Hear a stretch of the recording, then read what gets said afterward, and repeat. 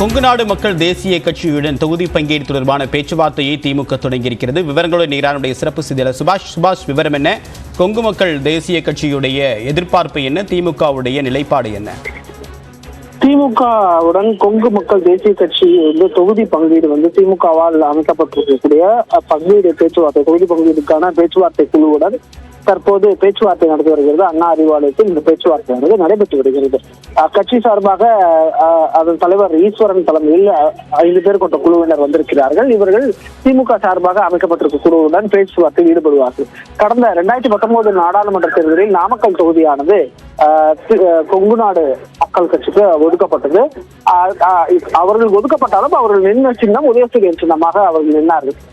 அதே போல இந்த முறையும் நாமக்கல் தொகுதி அவர்கள் கேட்டு பெறுவதற்கான வாய்ப்பு இருக்கிறது. ஆனால் திமுக சார்பில் நடைபெற்ற நிர்வாகிகள் கூட்டத்தில், தொகுதி வாரியாக நடைபெற்ற நிர்வாகிகள் கூட்டத்தில் நாமக்கல் தொகுதியை திமுகவை போட்டியிட வேண்டும் என்ற ஒரு கோரிக்கையும் இருந்ததை நாம் பார்க்க வேண்டியிருக்கிறது. அதே வேளையில் கொங்குநாடு மக்கள் கட்சி இன்றைய தினத்தில் 2 நாடாளுமன்ற தொகுதியை கேட்பதற்கான வாய்ப்புகள் இருக்கிறது. அது தொடர்பாக திமுகவினரும் வரக்கூடிய அனைத்து கூட்டணி கட்சியினர் தங்களது கோரிக்கை என்ன என்பதை கேட்டு பெறுகிறார்கள். அந்த குழுவானது கேட்டு பெற்று அவர்கள் சொல்லக்கூடிய விஷயங்கள் எல்லாம் ஆராய்கிறது. இறுதி முடிவை கட்சியின் தலைவரும் பொதுச் செயலாளரும் சேர்ந்து எடுப்பார்கள் என்ற ஒரு தகவலையும் அவர்கள் சொல்லி வருகிறார்கள் கூட்டணி கட்சியிடம்.